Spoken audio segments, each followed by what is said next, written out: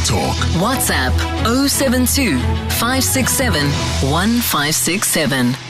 That is the number to use if you would like to share with us your experiences of travel to Lithuania. Because in Wonder the World today, that is where we are heading. Something a little bit different, not yet on everybody's travel radar, but perhaps by the end of this interview, it might be on yours, because it really is one of Europe's hidden gems. Talking about one of the Baltic states here, at its heart is the capital city of Vilnius, known for its beautiful old town, its creative energy, and its rich, rich history. And if you are looking for a European trip that still feels authentic, perhaps not as crowded as some of the major destinations, certainly full of history and of stories, this might just be a place to add to your travel bucket list. If you've already been, we would love to hear from you about where you stayed and what you ate and who you met and your favorite highlights of the trip, observations that you think would be useful to share with other travelers who might be following in your footsteps. Please pop through a WhatsApp voice note or text to 072 567 1567. And to help us get to know this fascinating destination, we are so delighted to have with us via Zoom this afternoon Gintare Kavaliūnaitė, who is from Go Vilnius, the city's official tourism board. Gintare, welcome to CapeTalk. It's wonderful to have you with us this afternoon. Hello, it's great to be here. Thanks for having us. It's a huge, huge pleasure. For listeners who may never have considered Lithuania before, how do you usually describe the country and where it sits in Europe? It's Lithuania is one of the three Baltic countries which lie next to the Baltic Sea. So we are in the similar region as Scandinavia, so northern Europe. And the atmosphere and the nature has some Scandinavian feeling, because we have a lot of greenery, forests, wild beaches, a little bit cold sea. Yeah, I bet. Yeah, so it's one of the three small and nice countries full of nature. Yeah. Looking forward to hearing more about that. So for those who, I hope that's helped everybody position it, but you're talking bordered to the south by Poland and Belarus, bordered to the west by the little exclave of Russia that sits on that part of the Baltic Seas, and then to the east and north by Latvia. That's where it's positioned geographically. Gintare, do South Africans need a visa to visit Lithuania? Would it be a Schengen visa or another kind, if any? It's a Schengen visa. Okay. So you can visit like all the other European Union countries, because Lithuania is part of the European Union. Okay, so a Schengen visa required for us. And how do we reach Lithuania? Are there direct flights from many centres into Vilnius, or typically for a visitor coming from Africa, would they need to connect via one of the sort of big travel hubs? At the moment, we don't have direct flights, but we have flights from the big hubs such as London, Frankfurt, Istanbul, and Helsinki. So I think that's the convenient ways to go. Yeah. Okay, so several different ways to get there, and it will be a sort of a hop and a skip of a flight, but I'm sure worth it once you arrive. Gintare, let's talk about what we'll find on arrival, and let's start in your capital city, Vilnius, which I understand is just absolutely rich in history and beautiful old buildings, etc. Tell us a little bit more about Vilnius and what makes it special. So Vilnius is quite an old European city. It's more than 700 years old. It has a nicely preserved old town which is Baroque architecture, and the old town is included in UNESCO list. So something really worth to see. It's the biggest city in the Baltic countries, and the capital city of Lithuania. We have a population of about 6,000 people, so it's not a big metropolis. It's quite relaxed and spacious. and cozy city. Yeah. Okay. All right. The old town you've mentioned. So besides the beautiful architecture, are there museums, castles, exhibitions? What are some of the highlights that a visitor will enjoy while exploring the old town?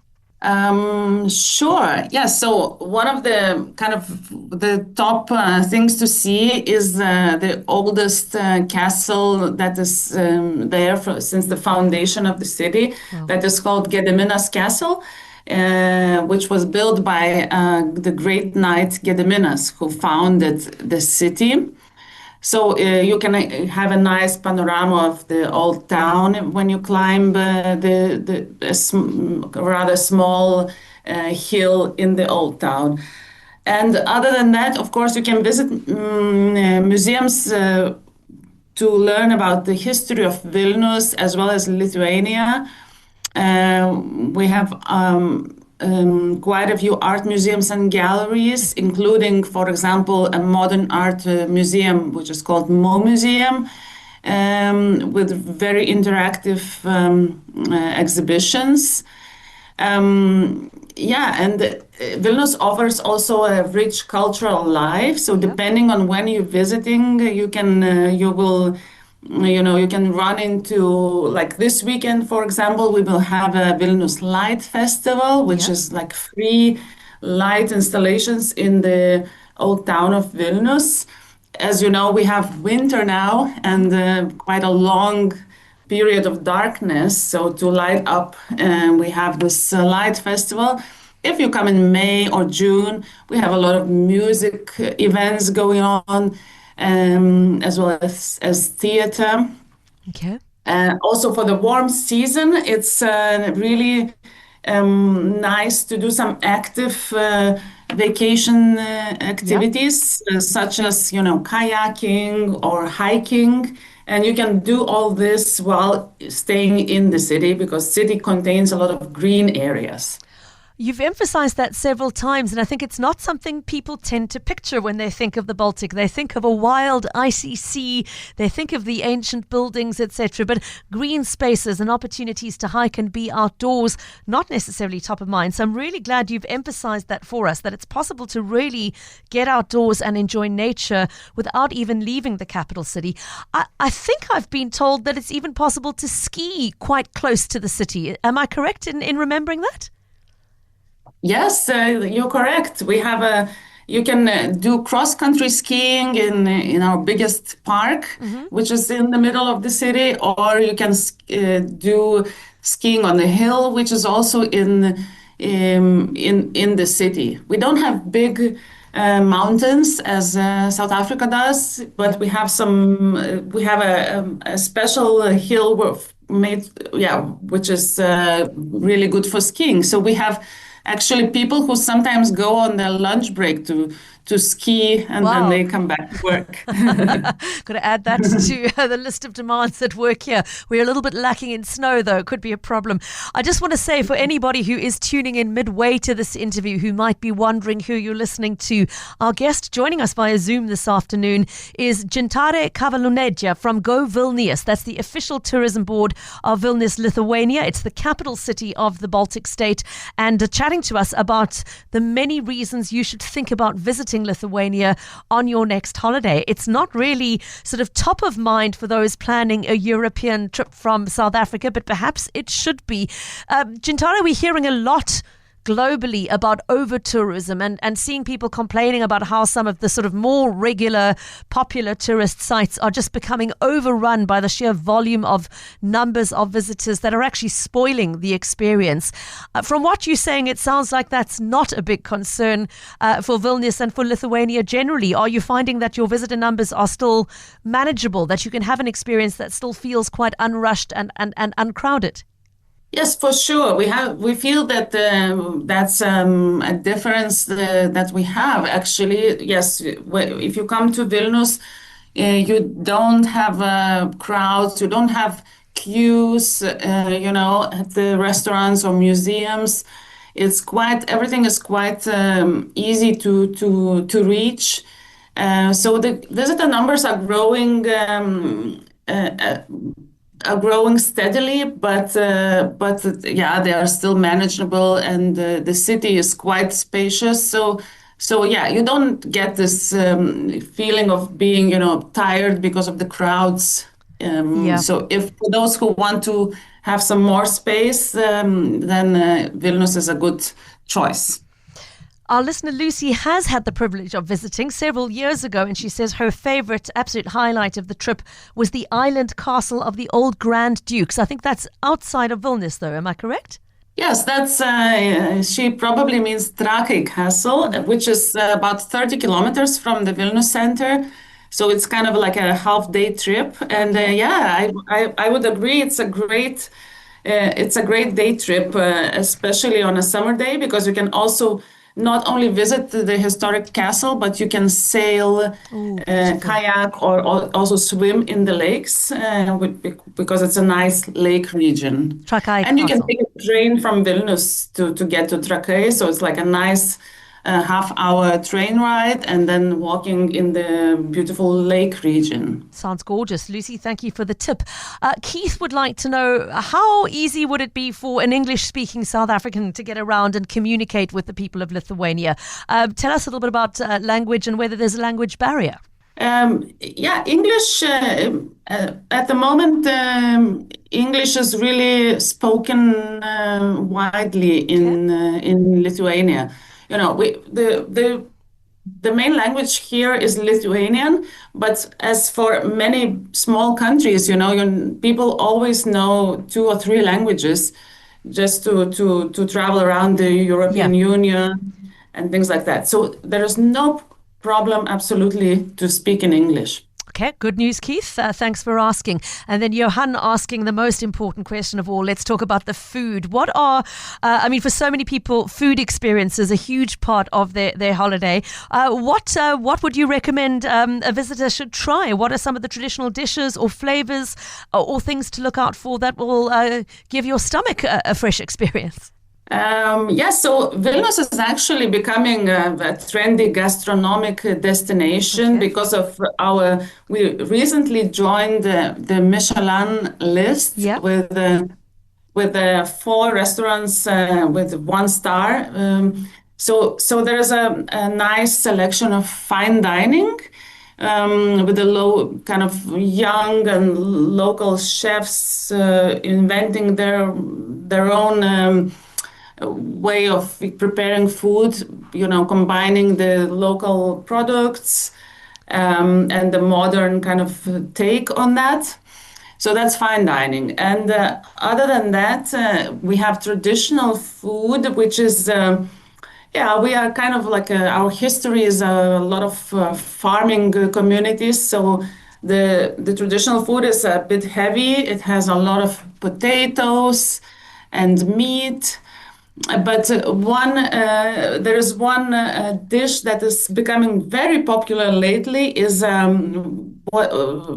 dish that is called pink soup. So that's a summer dish which is made from beetroot, and it looks pink, but it's a very refreshing soup. So we even have a festival dedicated to this soup. It's called Vilnius Pink Soup Fest. Because it's kind of like we hold this festival every year at the last days of spring, and this is kind of an opening of the summer season when you can be outside. It's long summer days, and you can eat refreshing cold beetroot soup with kefir. Okay. I would really recommend it. So, Johan, you know what to put first on your food bucket list when you're visiting. Thank you for your question. I'm so glad that Enid has messaged us reflecting on the fact that there are many South Africans who have Lithuanian heritage in their past. My own family, I'm aware of the fact that on our family tree there is a branch that came from Lithuania originally. Enid feeling quite sad listening to this conversation because she says, my father had to flee there as a result of the pogroms. And Enid, started touching on, the fact that Lithuania has a very long and fraught history. It's a space that has been occupied and fought over and had a lot of displacement over the years, and many different sort of eras in its history. I mean, is that something that's fully reflected in the visitor experience? How does that impact that very diverse history, which includes a lot of conflict? How does that shape the visitor experience today, Gintare? Yes, so Vilnius and Lithuania, we have a quite diverse history, and the 20th century has not been easy, and it really does have some really sad and dark moments. This is a very important part of the identity of the city, to kind of try to work with all this history and to reflect it in the museum. So we have some of the places which I would recommend to visit is the Museum of Freedom Fights. Yep. That's about the struggle for independence. There is a Jewish museum which has recently opened a new branch, which is talking about the identity of the local Jew population, the Litvaks, and their huge contribution to the culture, politics, food, and things like that. So Vilnius has a history with the Polish community, with Jewish community, and other nationalities, which it is trying to integrate all this kind of complicated and difficult history, and to see it as how we move forward, but not forgetting the past. Yeah. And I mean, I just want to echo what you say, that some people might think that to visit a museum like that and to be reminded of sad history is not a fun thing to do on holiday, but they can be some of the most powerful experiences. And I'm thinking of another example that's done it so well in Amsterdam, the Holocaust Museum. Absolutely one of the most powerful experiences I had during my experience of that city, because it was done with such sensitivity and really thought-provoking. So I absolutely echo what you've said, Gintare, that those are places worth visiting to remember and reflect while we look forward. We've got a voice note in from a listener who wants to comment. Let's take a quick listen to that before we wrap up. Lithuania has been on my travel radar for a long time. I haven't been there yet, but if you are in the area, Tallinn, the capital of Estonia, and Riga, the capital of Latvia, are also really worth visiting. Tallinn, the old town of Tallinn in Estonia, is probably the most magical place I've ever been to. Oh, wow. And Riga in Latvia was also thoroughly enjoyed. They've both got bitter herbal liqueurs. Estonia's one is called Vana Tallinn. That is delicious. Latvia's one is called Black Balsam. I did not enjoy that at all. In Riga, in Latvia, near the main square, we found two Oceans sparkling wine, not Cup Classic, sparkling wine, selling at the price of French champagne. And we tried, and then, as I said, it was a few years ago, then English was a bit of a problem. And we tried to explain to them, but either they wouldn't listen or they didn't understand. I bet you drank it anyway. Ilse, thank you. What a lovely voice note, and really flying the flag there for the whole Baltic region. And if you're traveling all that distance, then why not make it a multi-country experience if you're able to? Gintare, you've done such a wonderful job of painting the picture for us of the attractions of Lithuania, and particularly of the capital city, Vilnius. Last quick question to you is around affordability. Is it still a relative? I mean, anything in Europe is expensive for South Africans traveling on the Rand, but compared to some of the other big tourist destinations, would you say it's still a relatively affordable destination? Yes, indeed. Vilnius often ranks on the economy side of among European destinations. Mm-hmm. So it's still, the accommodation is from €60, and you can eat for relatively small prices. So yes, this is quite a good quality for money. I hope I get to come and experience it for myself soon. In the meantime, though, Gintare Kavaliūnaitė, thank you so much for opening our eyes to this destination. And we wish you all the best for the Light Festival this weekend and the visitors in the year beyond. Thank you so much for your time this afternoon. Yes, thank you very much. Nice to be here. Great to have you with us. Gintare Kavaliūnaitė from Go Vilnius, which is the official tourism board for the capital city of Lithuania.